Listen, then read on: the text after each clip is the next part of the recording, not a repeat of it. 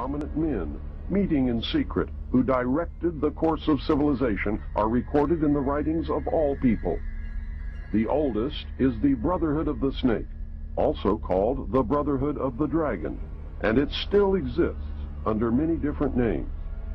The Brotherhood of the Snake is devoted to guarding the secrets of the ages and to the recognition of Lucifer as the one and only true God. If you do not believe in God, Lucifer, or Satan, you must understand that there are great masses of people who do, and their beliefs and actions based upon those beliefs will affect me. The important fact to remember is that the leaders of both the right and the left are a small, hard core of men who have been and still are Illuminists or members of the Brotherhood. They may have been or may be members of the Christian or Jewish religion, but that is only to further their own ends.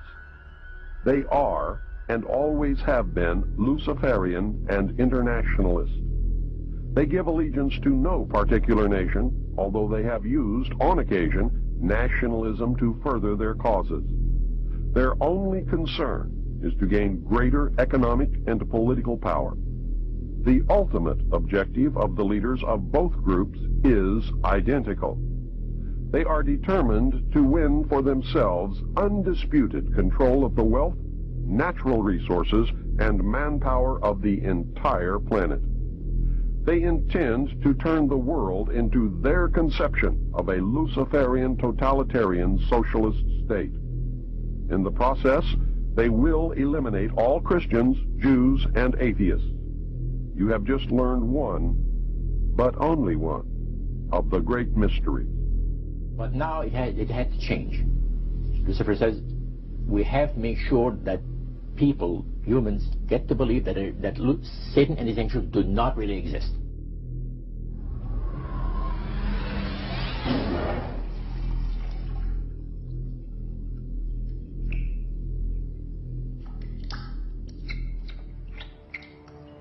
That's what they're trying to do. They're trying to disconnect us from multidimensional infinity so that we don't see the world from that perspective, and therefore see through the illusion and see through the nonsense and see through the lies. And then once they've disconnected people, they then program this lower level of our consciousness with a reality that suits them. And therefore, the only information that they have to get a fix on how they see life themselves and reality in general is through the eyes and the ears. And who controls that? The Illuminati control that. They're trying to disconnect us from multidimensional infinities, and then once they've disconnected people, they then program this lower level of our consciousness with a reality that suits them.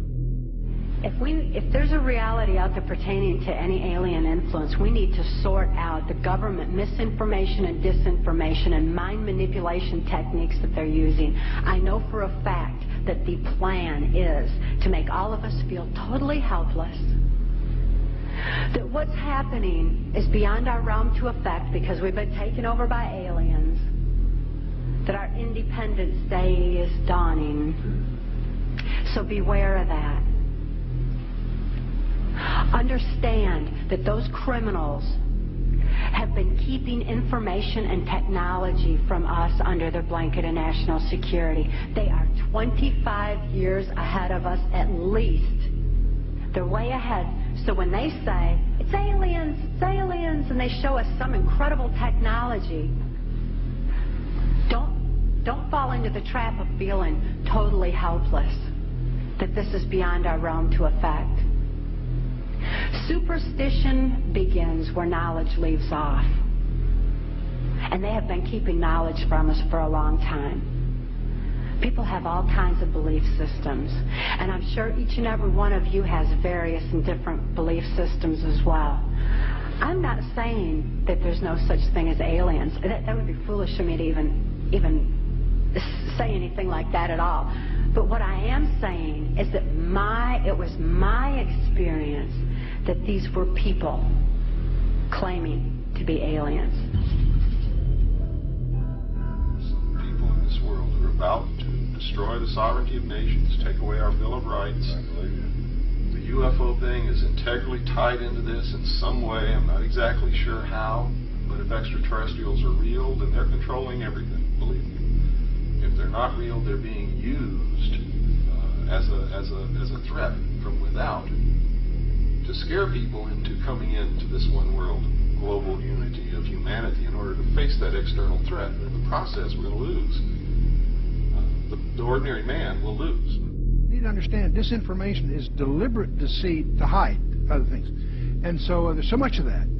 And some of it is surprisingly well-sponsored disinformation. I'm going to sum up this talk and mention an overview of the alien agenda. The alien agenda is really decimate the planet, to take the remaining human subjects as slaves, and the aliens would use this planet for their own means.